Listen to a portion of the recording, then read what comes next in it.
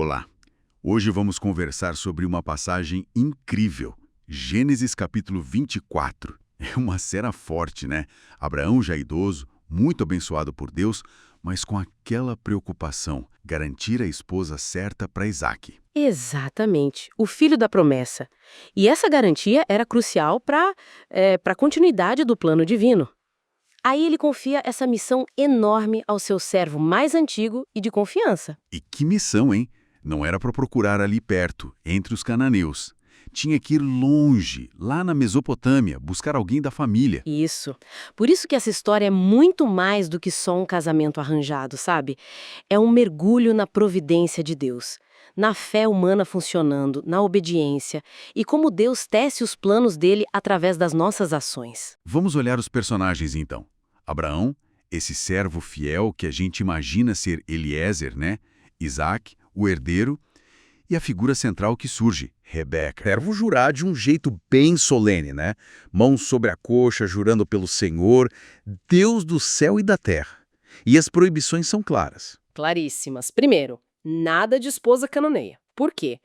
Bom, o risco da idolatria era gigante. Podia contaminar a linhagem da promessa. E também já havia um juízo anunciado sobre Canaã. E a segunda proibição? Isaque não podia voltar para a Mesopotâmia. De jeito nenhum. Ele tinha que permanecer na terra prometida. Voltar seria como duvidar da promessa, né? Faz sentido. E tem uma condição no juramento, caso a mulher não quisesse vir? Sim, se ela recusasse, o servo estaria livre da promessa.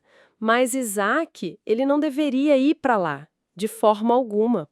O foco era trazer a esposa para a terra da promessa. Interessante ver a fé do Abraão nesse ponto. Ele parece bem mais maduro, confiando que Deus enviaria um anjo para guiar o servo. Muito mais maduro. Se a gente lembra de outras vezes, tipo com Agar, que ele tentou dar uma mãozinha para Deus, aqui não.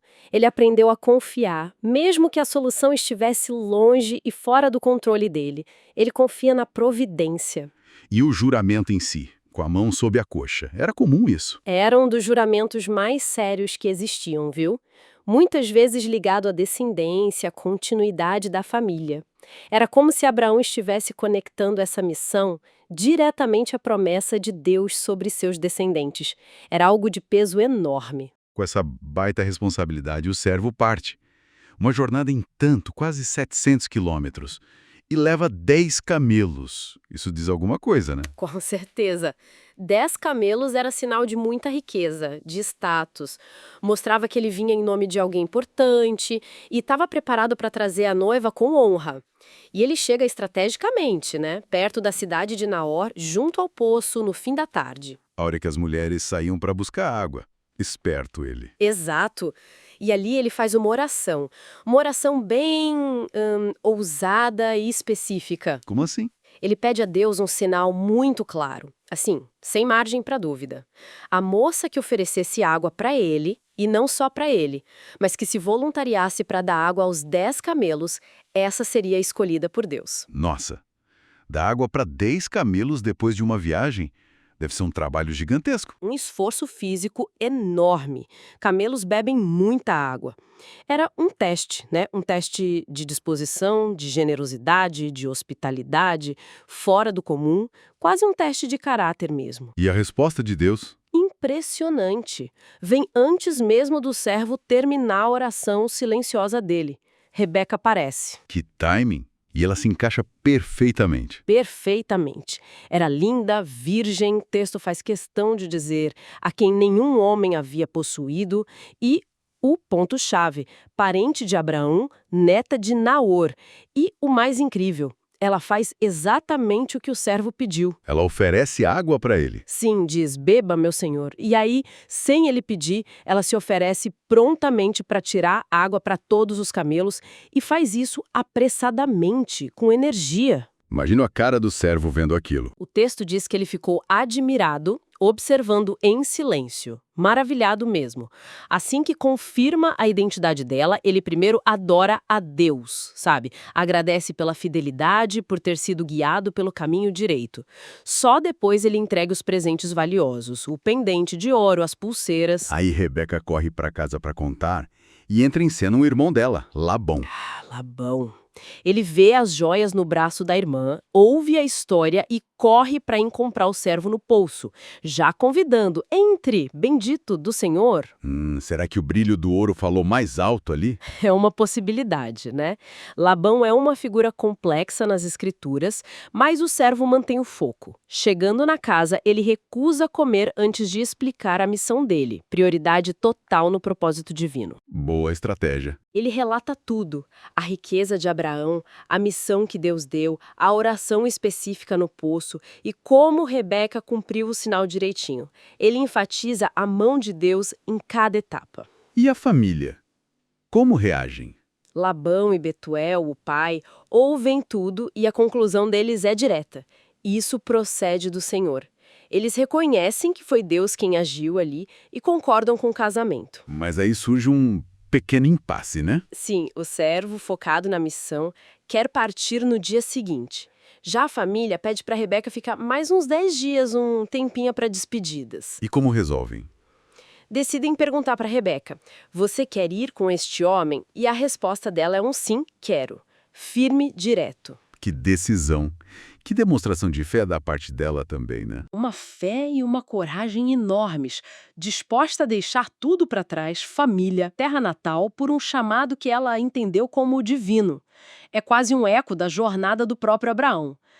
E a família a abençoa, né? Com palavras que lembram a promessa de Deus a Abraão: descendência numerosa, vitória sobre os inimigos. Ela entra oficialmente na linhagem da aliança. Então, ela parte, com sua ama, Débora, e outras servas. E acontece o encontro com Isaque. Onde ele estava? Isaac estava meditando no campo, no fim da tarde, perto de um lugar chamado Bir-Lai-Roi. Esse nome tem um significado especial, não tem? Tem sim. Significa poço daquele que vive e me vê. Foi onde Agar teve um encontro com um anjo do Senhor anos antes. Isaac meditando ali pode sugerir que ele também buscava essa presença divina, talvez pensando na mãe, Sara, que tinha morrido, e no seu próprio futuro. E como é o encontro? Rebeca vê Isaac de longe, pergunta ao servo quem é ele. Ao saber que é Isaac, ela se cobre com o véu. Um sinal de respeito, de modéstia, comum na cultura da época. O servo conta toda a história para Isaque, e a sequência dos fatos é interessante. Muito. Isaac leva Rebeca para a tenda que tinha sido de sua mãe, Sara, um gesto simbólico forte de continuidade. Ele a toma como esposa, e então o texto diz que ele a amou e encontrou consolo pela perda da mãe. Quer dizer, o amor veio depois do compromisso firmado com base na fé e na direção clara de Deus. Exatamente. O amor floresceu dentro da estrutura da aliança e da obediência à vontade percebida de Deus. É o fechamento da história, mostrando como a promessa continua através deles. Recapitulando então, a gente vê a providência de Deus agindo nos detalhes, né? Em coisas comuns como uma viagem buscar água no poço. Exatamente. Misturadas com atos de fé bem claros. A oração específica do servo, a hospitalidade e prontidão da Rebeca, a meditação do Isaac, a fé da Rebeca em partir. Deus guiava e as pessoas respondiam com fé e obediência. Uma história realmente muito rica. E deixa a gente pensando, né? Esse casamento foi arranjado sim, mas com uma base muito forte na fé, na busca pela vontade de Deus. O amor parece ter sido uma consequência desse compromisso. Sim. Fica a reflexão. Como essa ideia de um relacionamento que começa com uma escolha deliberada, guiada pela fé, onde o compromisso cultiva o amor, conversa ou até desafia nossas noções atuais sobre namoro, casamento e amor romântico. É algo para se pensar.